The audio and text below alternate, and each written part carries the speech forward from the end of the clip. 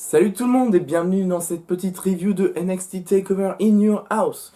Alors je n'ai pas la même façon de filmer que la dernière fois parce que je n'ai pas mon trépied pour le moment. Mais normalement dès la prochaine fois je refilmerai comme j'ai fait la première fois parce que c'est pas forcément la manière la plus pratique. Je me suis débrouillé comme j'ai pu mais au moins je peux filmer au moins, c'est mieux que rien. Alors je n'ai pas fait les pronostics tout simplement parce que je n'ai pas eu le temps, je voulais vraiment les tourner les pronostics mais j'ai pas eu le temps. Bon, ça arrive, on verra la prochaine fois si j'arrive à les faire. J'essaierai de me prendre un petit peu plus tôt cette fois, mais bon. Et on commence tout de suite avec le premier match, qui est le Six-Woman Tag Team Match entre Mia Yim, Tegan Nox et Shotzi Blackheart contre Candice LeRae, Dakota Kai et Raquel Gonzalez. J'espère que j'ai bien prononcé les noms. Alors, pour ce match, franchement, j'ai été surpris parce que je m'attendais vraiment à un match moyen, si ce n'est, bah, pour le dire franchement pas terrible. Et au final, j'ai trouvé que le match était vraiment très sympa. J'ai trouvé que les Six Catchers avaient vraiment eu leur moment. Euh, pour en parler dans l'ordre, Mia Yim a été pour moi peut-être la plus effacée. Alors attention, hein, quand je dis la plus effacée, c'est par rapport aux autres. Hein. Mia Yim était excellente comme à son habitude. Mia Yim est selon moi une des meilleures catcheuses, tout roster confondu à la WWE. Et même, voilà, enfin, même l'une des meilleures catcheuses tout court. Puisque sans vouloir manquer de respect à la WWE, je trouve que la division féminine de la WWE est bien meilleure. C'est l'un des trucs où je sais que je suis pas le seul à le penser, je pense que on est beaucoup à penser que la division féminine de WWE est meilleure que celle de la WWE. Après, c'est que pour l'instant, et c'est peut-être dû aussi au booking de la division féminine de la WWE qui a été très merdique et qui... J'ai un peu repris espoir avec le Double or Nothing, mais voilà, je trouve que voilà, la division féminine de la WWE c'est très moyen.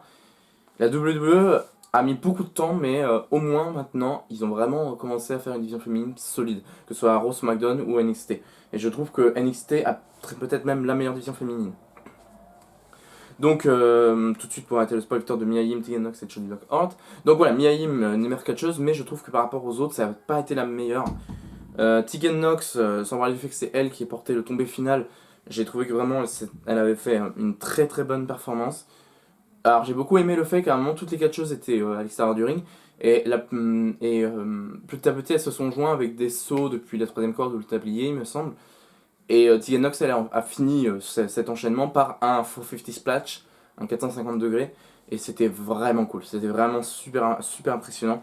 Je trouve que d'ailleurs sa prise de finition, le Shiniest Wizard, un Shiny Wizard, un Shiny Wizard quoi, bah, porte très bien son nom parce que franchement c'est l'un des plus crédibles. Je sais qu'Adam Cole avec son last shot est vraiment impressionnant, mais je trouve que le Shiniest Wizard est vraiment d'un autre niveau en termes en termes de Shiny Wizard. Alors Shotzi Blackheart, alors pareil que j'ai trouvé vraiment très très cool. Je trouve que Shotzi Blackheart c'est vraiment quelqu'un qui s'exploite pas beaucoup, pas très bien. Parce que vraiment quasiment à chaque fois que je la vois sur un ring, elle me sort un truc que j'avais pas vu qu'elle faisait.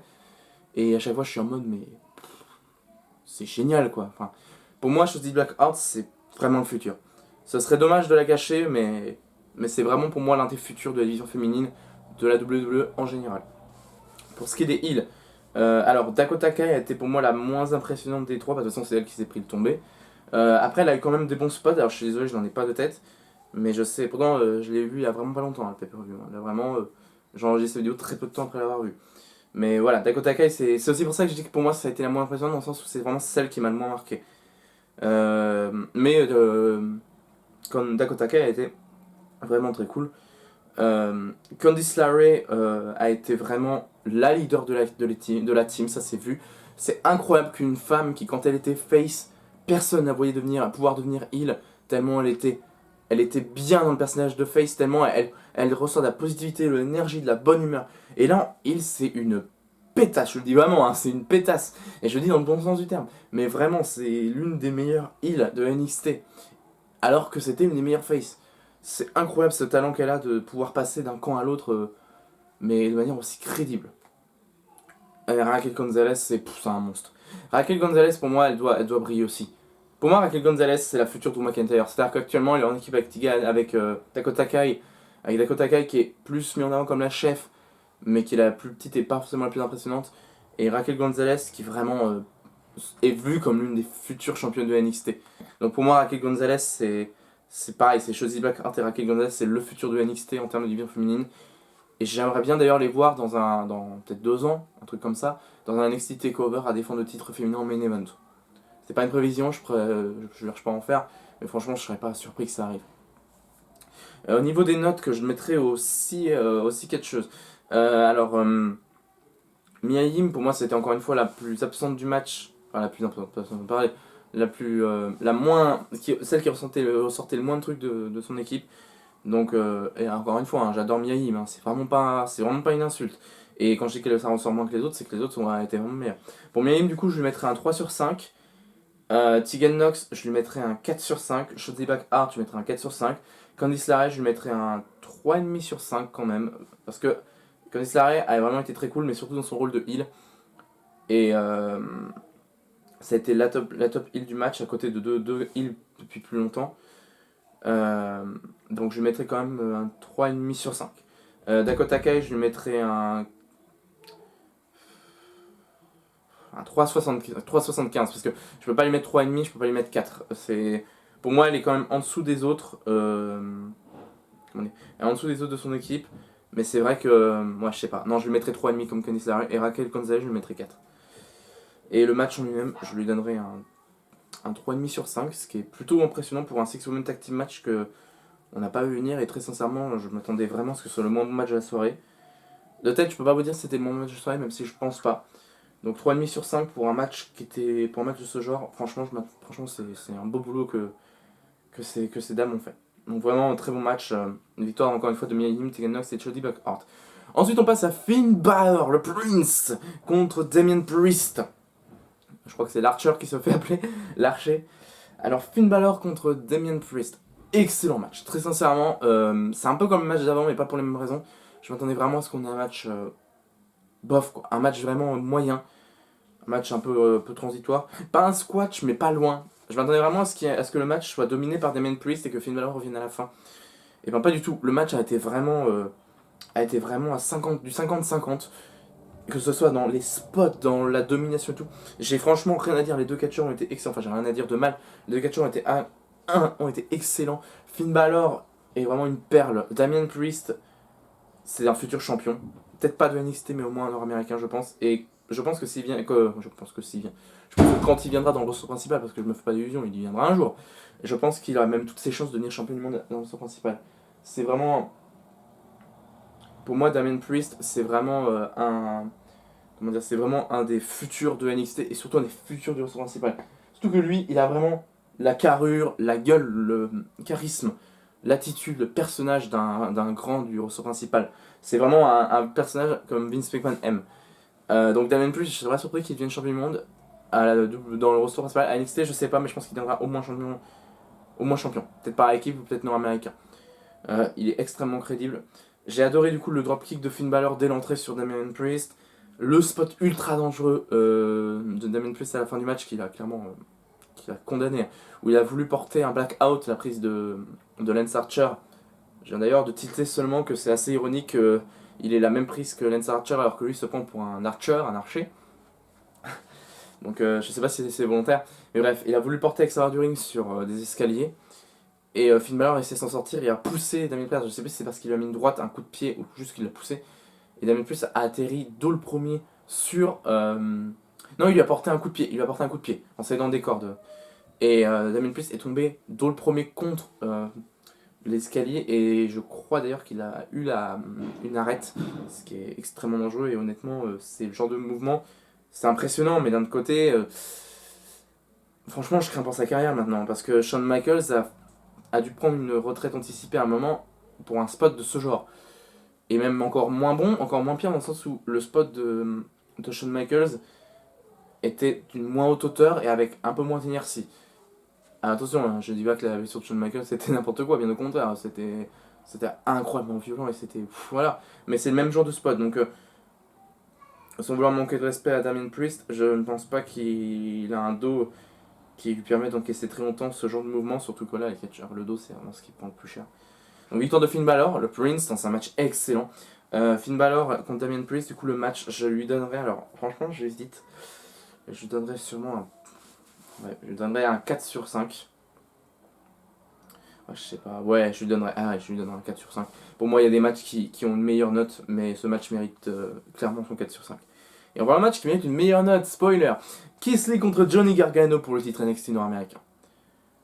Mesdames, messieurs, si vous cherchez un bon match, si vous cherchez à savoir ce que nous, les fans de catch, nous pensons être un bon match, regardez Johnny Gargano contre Keith Lee pour le titre nord-américain.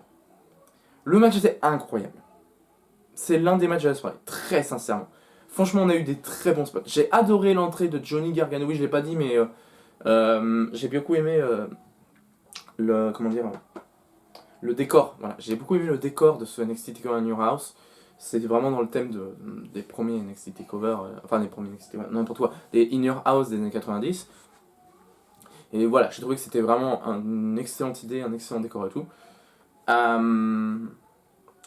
Comment dire, j'ai beaucoup aimé l'entrée de Johnny Gargano par la porte. Je suis d'ailleurs content que personne d'autre l'ait fait ensuite parce que ça aurait détruit le côté c'est la maison de Gargano. Il y a eu beaucoup de symbolique dans le fait que ce soit sa maison, que ce soit qu'ils prennent la clé, qu'ils la cachent à un endroit où personne ne peut la prendre. Pour moi, il y a eu énormément de symbolique dans le fait que Johnny Gargano ait pris la porte, enfin soit sorti par la porte et fermé la clé et gardé la clé. C'est sa maison. NXT, c'est la maison de Gargano. Et, si on veut les clés de sa maison, il va falloir aller les chercher et il va falloir se serrer les mains. Alors là, je pense que je surinterprète, mais c'est pour vous dire à quel point cette entrée est géniale. C'est-à-dire que même si je surinterprète, ça montre à quel point on peut trouver beaucoup de sens à son entrée. Le match était vraiment plein de storytelling. Je sais pas lequel des deux catcheurs était le meilleur dans ce match. Je dirais Keith Lee, notamment parce qu'il a gagné le match. Mais, et Johnny Gargano a fait une grosse erreur. C'est vrai. Non, Keith Lee était meilleur que Gargano parce que Gargano a fait une grosse erreur. Et que Keith Lee a gagné le match. Mais c'est pas la question. Johnny Gargano, à un moment, alors je sais plus exactement comment ça s'est passé, mais il a fait un topé suicida DDT, Tornado DDT. Donc il a sauté hors du ring, entre les cordes, pour directement atterrir sur Keith Lee. D'ailleurs, j'ai adoré parce que j'ai cru au début que Keith Lee avait rattrapé Gargano comme souvent. Et en fait, pas du tout. Gargano a attrapé Keith Lee et il a fait un tornado DDT qui a sonné Keith Lee. Et Johnny Gargano s'est dit: oh super, je l'ai mis KO, j'ai gagné le match. Ah merde, j'ai mis KO, je vais pas gagner le match. Oui, parce que Keith Lee étant champion et les deux étant extérieurs du ring, s'il y a un compte de 10, quoi qu'il arrive, Keith Lee garde son titre. Donc Gargano commence à paniquer, il va voir l'arbitre et lui dit: attends, arrête le compte, il va revenir. On voit Gargano qui commence à tirer Keith Lee, mais qui n'arrive pas parce que Keith Lee est lourd. Keith Lee commence à se relever après, comme à son habitude, en mode toi. C'est incroyable parce que Keith Lee, c'est un peu comme Candice LeRae avant, c'est-à-dire que Keith Lee, il m'attire une sympathie, mais de dingue. Keith Lee, franchement, quand je le vois, je me dis, mais vraiment, il a l'air d'être un gars tellement sympa dans la vraie vie. Bon, après, je peux me tromper, hein, mais il a l'air d'être tellement sympa. Mais à mon avis, le jour où il fera un heel turn, on sera pas prêt. Je pense que quand il fera un heel turn, on est dans la merde. Je me souviens de Keith Lee, d'ailleurs, quand il arrivait à la première année, ça n'a rien à voir avec son heel turn, mais quand il arrivait à la première année à NXT, où vraiment il faisait quasiment que des défaites, enfin, je crois qu'il avait que des défaites. Mais quand on voit maintenant, mais c'est incroyable. Keith Lee est l'un des meilleurs catcheurs de. C'est l'un des meilleurs catcheurs de NXT, donc c'est le meilleur catcheur du roster. Je suis désolé, mais NXT a souvent les meilleurs catcheurs du roster. Et, enfin, de la WWE. Et pour moi, Keith Lee est incroyable. Keith Lee, c'est vraiment une pépite, Keith Lee. Et Johnny Gargano est une perle. On avait vraiment deux catcheurs incroyables. Keith Lee qui d'ailleurs à un moment brisera le plexiglas. Keith Lee qui brisera le plexiglas en envoyant Gargano au travers. Vachement sympa. Et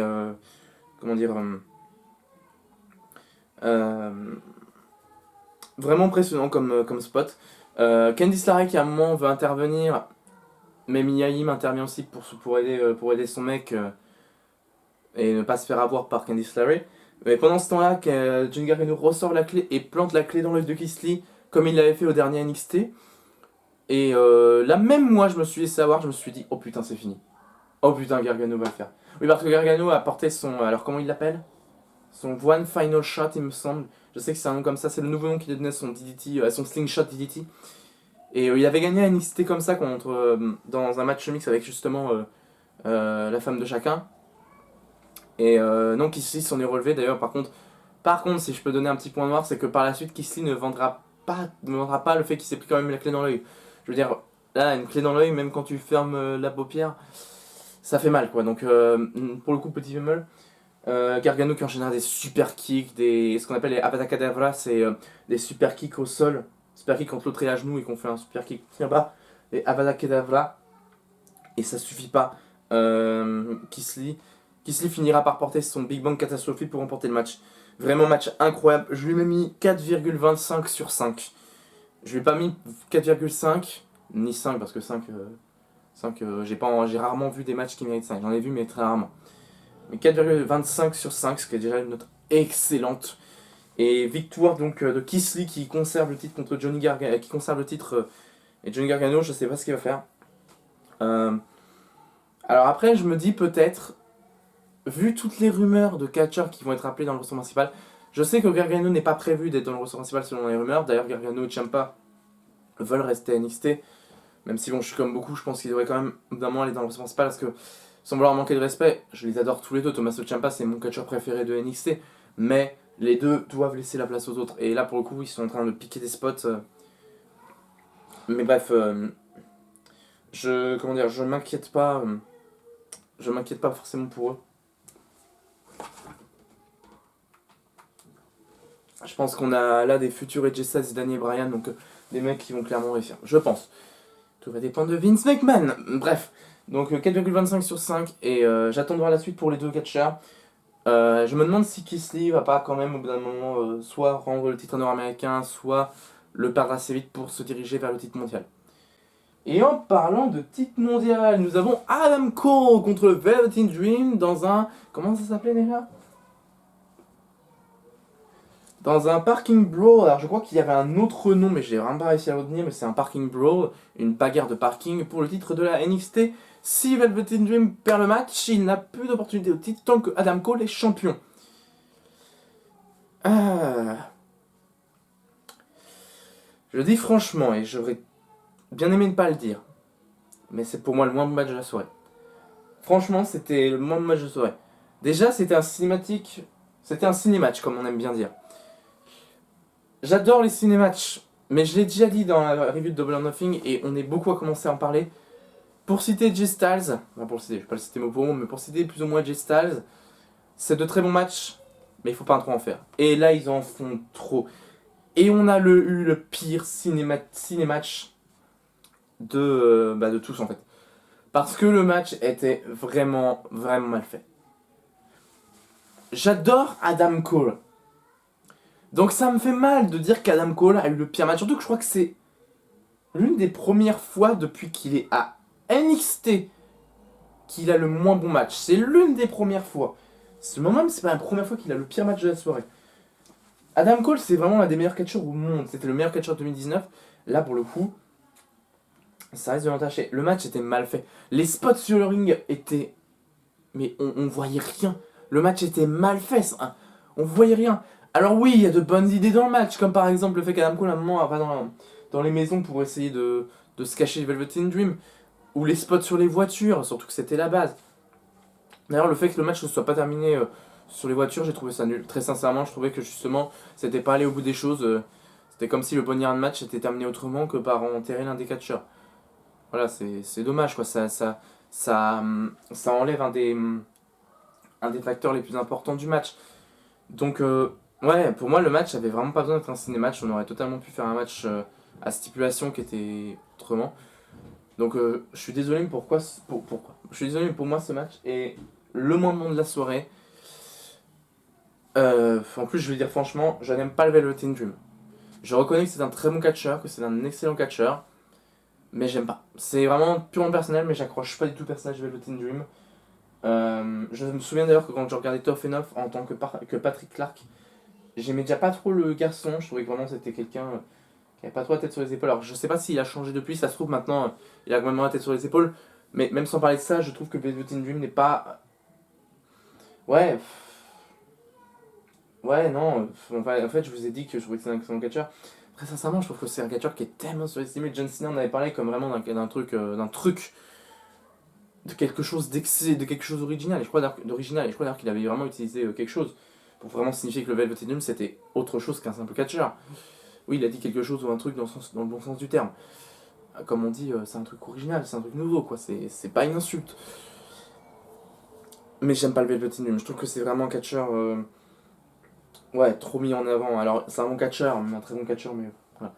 Mais par contre, je reconnais que pour moi, c'était pas le match où il fallait lui donner son premier titre de champion. C'est pas, je dis champion du monde, mais son premier titre principal. Son premier gros titre, on va dire. Pour moi, si Velvet Dream doit gagner le titre NXT, il doit le gagner déjà devant une foule, et même sans parler d'une foule, parce qu'on a vu avec Drew McIntyre, par exemple, que c'était impossible de faire un super sac de champion sans public. Donc c'est pas le problème. Mais, euh, mais dans ces conditions, dans un match comme celui-là, non, c'est ça. J'aime pas le Velvet Dream, mais pas au point de vouloir qu'il gagne le titre dans des conditions comme ça. Bon, quand même quelques bons spots. Bah, le spot, j'ai beaucoup aimé un moment, pour dire quand même que le Velvet Dream n'est pas un mauvais catcher. Un moment où Adam Cole a voulu porter son Panama Sunrise. Il a fait du coup le premier saut Panama Sunrise pour ce voilà. C'est un saut, t'as atterri sur le catcher qui est. Je peux pas vous montrer parce que j'ai la caméra qui est obligée d'être comme ça. Mais qui en gros le catcher est baissé, il atterrit pour lui faire une powerbomb et il fait un salto et il emmène le catcher pour une sorte de pile driver. Et en fait, Adam Cole a fait le premier saut, donc le saut qui permettrait d'emmener le catcher. Et au moment où il est en train de faire le saut, Velvet Dream le met sur ses épaules, mais de manière tellement naturelle, j'avais jamais vu ça, pour porter son Dream Valley Driver, il l'appelle comme ça. Et pour enchaîner ensuite avec son Purple Rainmaker. En parlant de Panama Sunrise, j'ai adoré le Panama Sunrise final sur les chaises. J'ai beaucoup aimé Dexter Lumis. Dexter Lumis, que j'ai connu à la TNA comme Samuel Shaw, et que j'ai toujours bien aimé. Je pense que Dexter Lumis il peut vraiment faire quelque chose de génial. Alors, je sais pas s'il ira jusqu'aux titres principaux, que ce soit à NXT ou dans le roster principal, mais il peut en faire quelque chose de vraiment très cool, Dexter Lumis. Donc, alors pourquoi pas le Velvet Dream et Dexter Lumis champion d'équipe. Même si je sais que le Velvet Dream fait partie des catcheurs, des rumeurs, enfin des catcheurs dans les rumeurs, fait partie de la liste des catcheurs dont les rumeurs disent qu'ils vont aller dans le roster principal. Donc on verra. Mais Dexter Lumis c'est vraiment incroyable. Et pour le match, ben ouais, je suis désolé, mais le match c'était vraiment pas bon. Bah, je lui mettrais un demi sur 5. Si je m'écoutais, je mettrais moins, mais ça reste Adam Cole. Ça reste Adam Cole, il a quand même fait des bons spots, ce serait pas cool de ma part, mais c'est vraiment la réalisation. Surtout que je considère que le match n'était pas mauvais à cause des catcheurs, mais à cause de la réalisation du match et du booking du match. Donc non, je lui mettrais un demi. Sachez que j'aurais bien aimé lui mettre moins, et que si je lui mets pas moins, c'est que pour moi les deux catcheurs sont vraiment trop bons pour que... Ben, Adam Cole est vraiment trop bon. Et ouais, on avait quand même des bons trucs pour que le match soit. Pour que je mette moins au match. Donc, victoire d'Adam Cole, donc, heureusement, Adam Cole, baby! Et ça, pour le coup, ça me fait plaisir. Je voulais pas que ce soit le Velvet Dream qui prenne le titre d'Adam Cole, mais c'est purement personnel, je n'aime pas le Velvet Dream. Ensuite, nous avons eu Karen Cross qui faisait ses débuts dans un takeover accompagné de sa femme Scarlett Bordeaux contre mon petit chouchou de NXT, Tommaso Ciampa, le Blackheart. Je le dis tout de suite parce que ce n'est pas une surprise, mais victoire de Karrion Kross, le match le plus court de la soirée. Donc victoire de Karrion Kross, il fallait. Tommaso Ciampa est mon catcheur préféré de NXT, mais déjà, faire gagner Tommaso Ciampa là n'avait pas d'intérêt. Ça aurait seulement suffi à faire descendre Karrion Kross qui vraiment a une victoire très solide face à l'un des plus grands champions de NXT de l'histoire de NXT justement. L'un des meilleurs catcheurs de NXT, Tommaso Ciampa. Et ouais, bah j'ai pas grand chose à dire parce que le match était court. C'est presque un squash, mais pas totalement dans le sens où il y a quand même eu des spots de Ciampa, notamment avec son DDT. J'ai trouvé d'ailleurs que ça ne diminue pas Karrion Kross d'avoir été envoyé pas mal au sol quand même. Mais bon, on a vraiment une domination de Karrion Kross qui se termine avec sa cross jacket. Pas grand chose à dire sur le match parce que très court. Domination de Kross à 80% du match. Victoire de Karrion Kross. Victoire qu'il fallait. Et j'attends de voir la suite de Karrion Kross et de Tommaso Ciampa. Parce qu'à mon avis, leur rivalité va pas continuer, ou alors elle va continuer pendant peut-être quelques semaines, mais vraiment sans plus.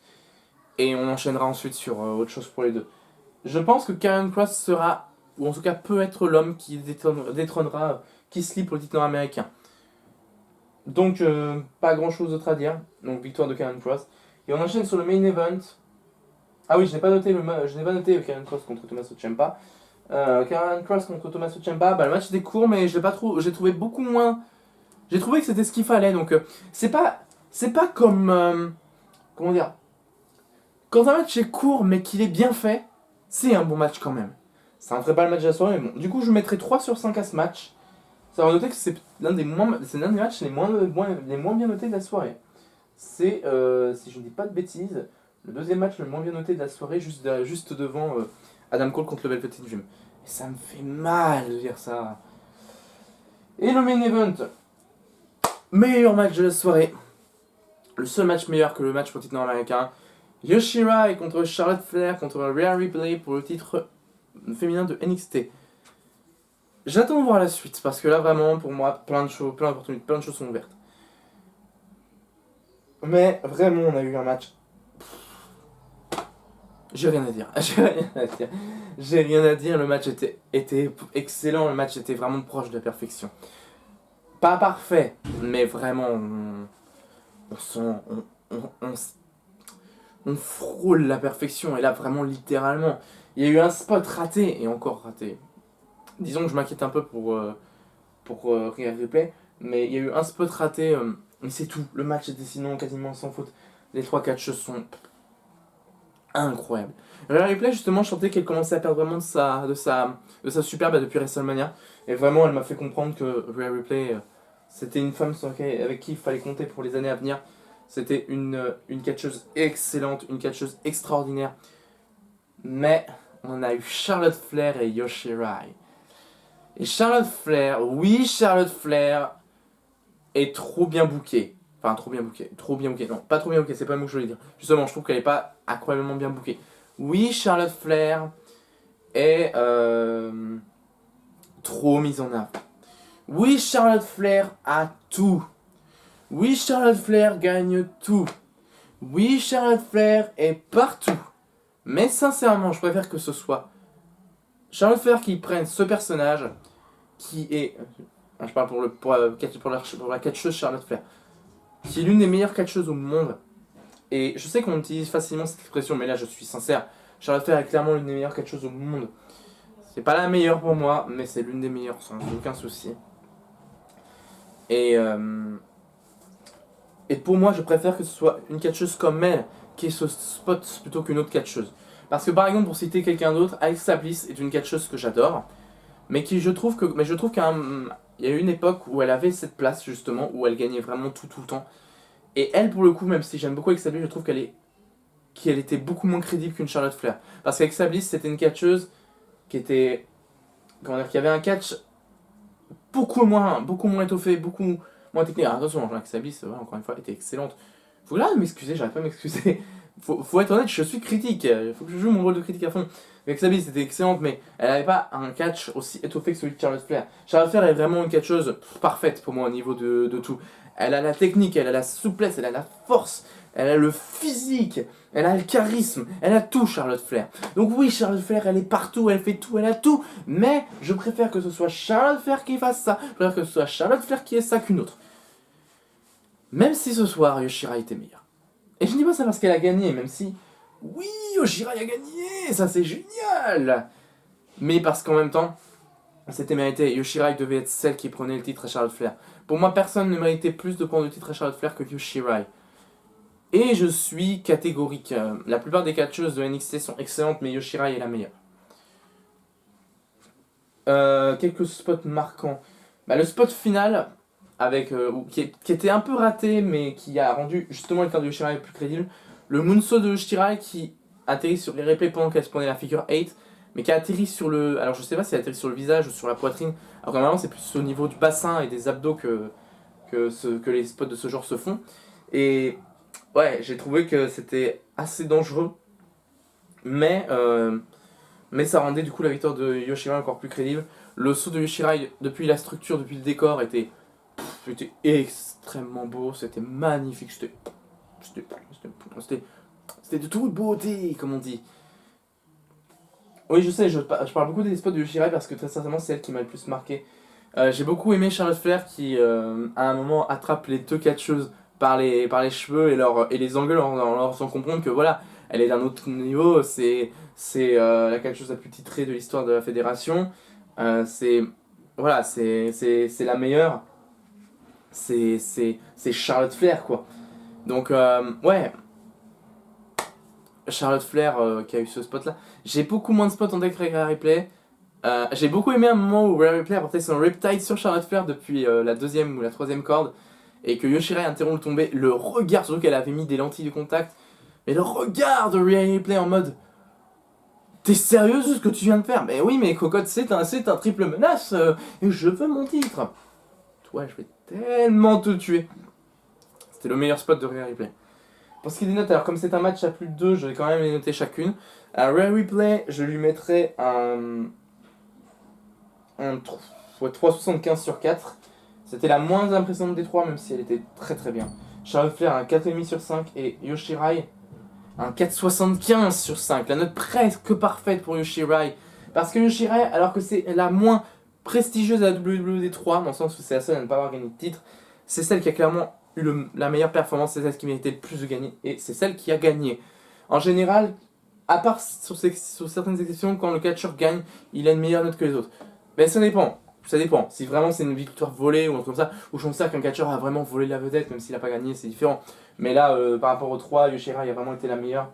Et je mets pas un 5 parce que, encore une fois, elle a fait un petit botch à la fin, mais c'est vraiment son seul point noir. Et le match en lui-même, je mettrais un.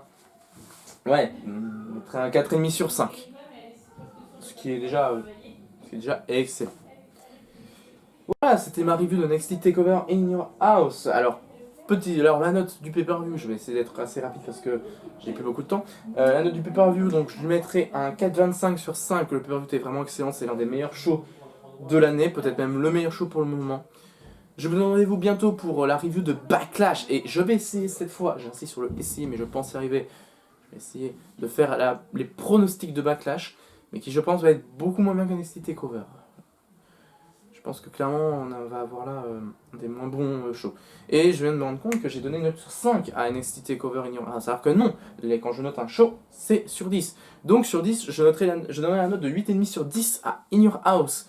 Encore une fois, l'un des meilleurs shows de l'année, peut-être même le meilleur show. Sur ce, je vous dis à très bientôt pour le pronostic, ou en tout cas la review de Backlash.